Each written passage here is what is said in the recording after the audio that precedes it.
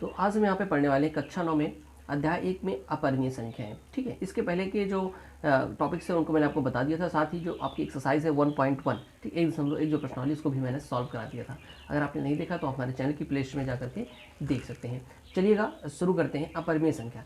देखिए हमने आपको परिमेय संख्या पढ़ा दिया है, ठीक है। साथ ही यहाँ पे अब अपरिमेय संख्या पढ़ाएंगे तो परिमेय संख्या और अपरिमेय संख्या को एक बार अच्छे से समझेंगे, दोनों में डिफरेंस को देखेंगे। देखिएगा बात को समझिएगा। सबसे पहले अपरिमेय संख्या मैं कुछ लिख देता हूँ जिससे आपको आइडिया लग सके क्या होता है अपरिमेय संख्या है। क्या है अपरिमेय संख्या है? देखिएगा किस टाइप की संख्या है। जैसे यहाँ पे √2, √3, √5, √6, √7, √8, √10, ठीक है। तो ये जो संख्याएं हैं जिनका वर्गमूल अगर आप निकालोगे तो एक पूर्ण संख्या नहीं आएगी, एक पूर्णांक आपको नहीं मिलेगा।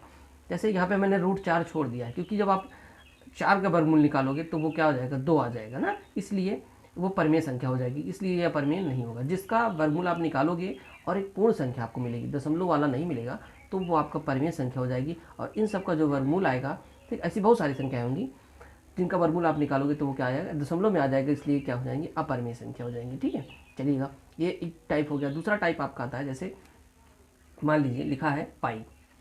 देखिएगा पाई के आपने कई मान सुने होंगे, एक आपने सुना होगा 22/7 और एक होता है आपका 3.14।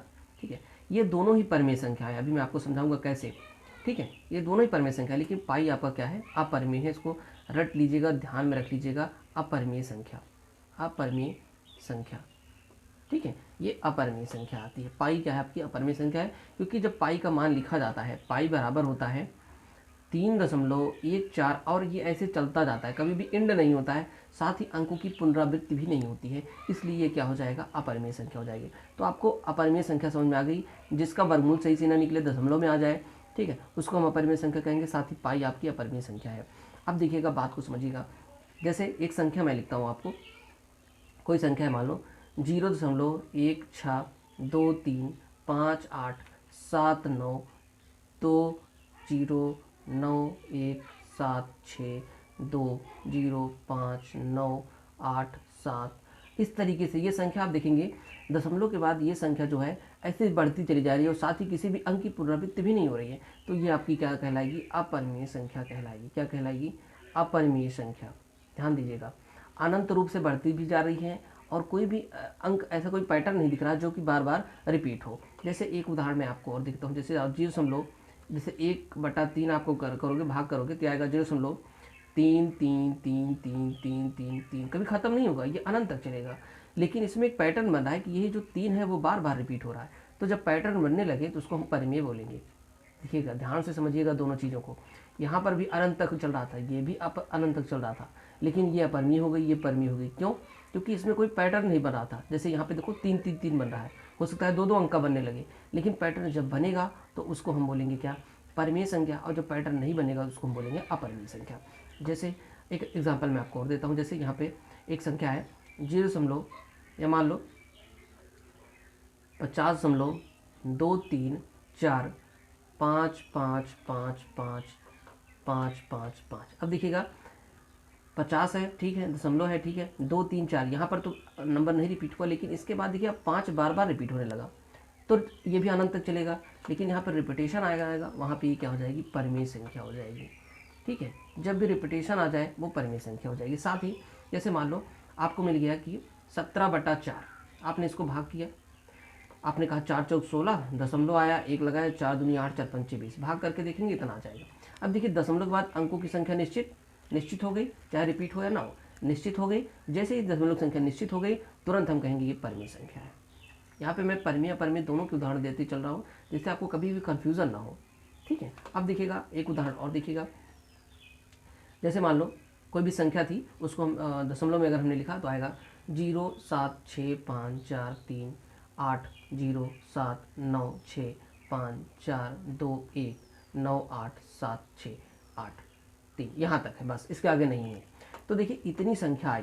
ठीक है, इतनी संख्या आने के बाद अगर ये दशमलव निश्चित है, क्योंकि चाहे जितना भी अंक हो, 10 5 जो भी हो, ठीक है, 12 17 जितने भी अंक हुए हैं, लेकिन ये निश्चित है। जब भी दशमलव के बाद संख्याएं निश्चित हो जाए तो वो आपका परिमेय होगा। क्या होगा, परिमेय, परिमित है। ठीक है, परिमेय। अब देखिएगा यहाँ पे मैंने कितने एग्जाम्पल आपको समझा दिए। अगर दशमलव के बाद अंकों की संख्या निश्चित ना हो और उनका कोई विशेष पैटर्न भी ना बन रहा हो तो उसको हम अपरिमेय संख्या कहेंगे। अगर दशमलव के बाद अंकों की संख्या निश्चित ना हो लेकिन उनका कोई खास पैटर्न बन रहा हो, कोई संख्या जो है बार बार रिपीट हो रही हो, तो उसको हम परिमेय संख्या बोलेंगे। अगर दशमलव के बाद देखिए यहाँ पर भी अनंत तक संख्याएं हैं लेकिन यहाँ पे क्या हो रहा है, एक संख्या बार बार रिपीट होने लगी तो इसको हम परिमेय बोलेंगे। साथ ही दशमलव के बाद अगर अंकों की संख्या निश्चित हो जाए, ठीक है, जैसे यहाँ पर 2 ही संख्या है, परिमेय। यहाँ पे कितनी संख्याएं हैं, अब चाहे ये 8 हो 10 हो जितनी भी संख्या हो, लेकिन निश्चित तो है, अगर निश्चित है तो क्या हो जाएगा, परिमेय हो जाएगा। ठीक है, इस तरीके से कुछ एग्जाम्पल और हम देख लेते हैं, जैसे 0.263 63 63 63 63 इस तरीके से अनंत तक। अब आप देखोगे यहाँ पर भी संख्याएं कितनी अनंत हैं लेकिन यहाँ पे पैटर्न बनने लगा ना, 63 63 63 63 इस तरीके से 2 2 अंक या 3 3 अंक 4 4 अंक। देखो यहाँ पे 2 नहीं रिपीट हो रहा है लेकिन 63 63 बार बार आ रहा है, तो ये क्या हो जाएगा, आपका परिमेय हो जाएगा।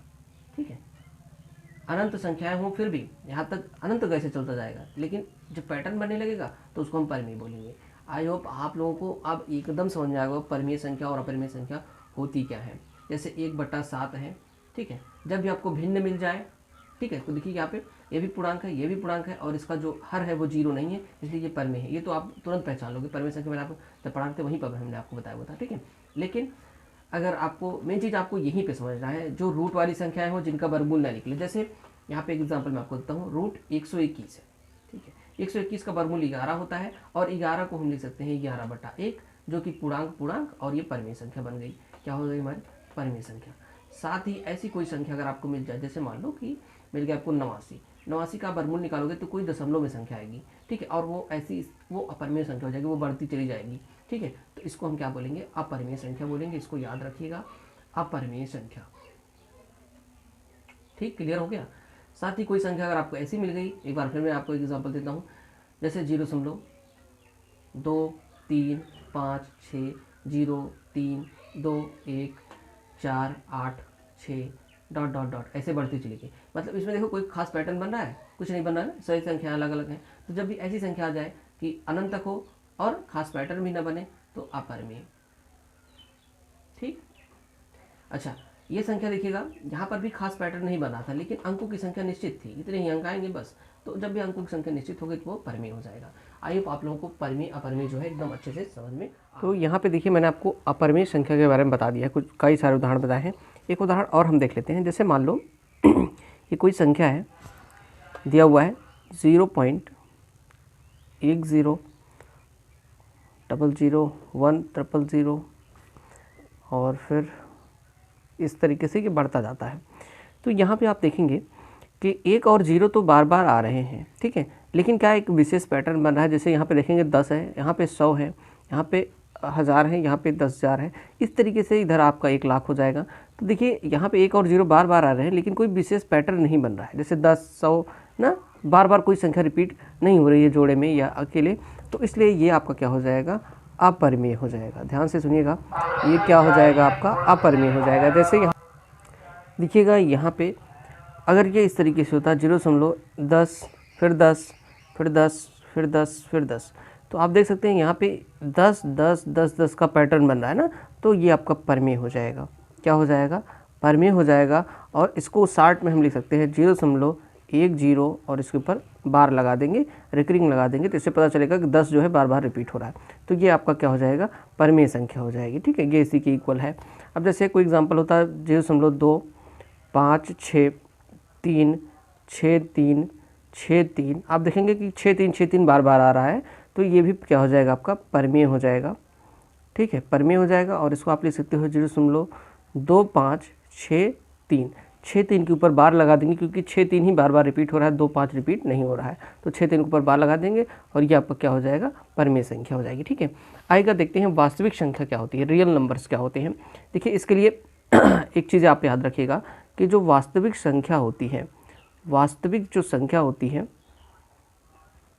वास्तविक संख्या क्या होती है, देखिएगा वास्तविक संख्या आपकी जो आपने पढ़ा है परिमेय संख्या, परिमेय संख्या, और आपने पढ़ा है अपरिमेय संख्या, इन दोनों को अगर हम मिला देते हैं, ठीक है, यहाँ पे जोड़ का मतलब है मिलाना, ठीक है। अगर हम परिमेय संख्या और अपरिमेय संख्या को अगर हम मिला लें तो वो हमारा क्या हो जाएगा, वास्तविक संख्या हो जाएगी।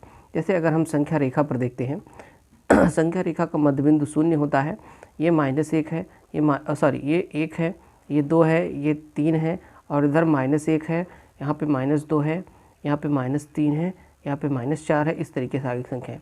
तो देखिएगा जो परिमेय संख्या और अपरिमेय संख्या है, ठीक है, परिमेय संख्या और अपरिमेय संख्या है, अगर इन सबको हम मिला लेते हैं तो हमारी क्या बन जाती है, वास्तविक संख्या बन जाती है। जैसे यहाँ पे 2 और 3 दो परिमेय संख्याएं हैं, इनके बीच में जो गैप है यहाँ पर अनंत परिमेय संख्या और अपरिमेय संख्या इसके बीच में होंगी। तो उन सब को मिला करके, ठीक है, जितने भी बिंदु यहाँ पे आपको दिख रहे हैं, इन पूर्णांकों के अलावा जो गैप है बीच में वो भी संख्याएं ही हैं, वो चाहे परिमेय संख्या हो या अपरिमेय संख्या हो, सबको अगर हम मिला लेते हैं तो हमारी क्या हो जाएगी, वास्तविक संख्या हो जाएगी।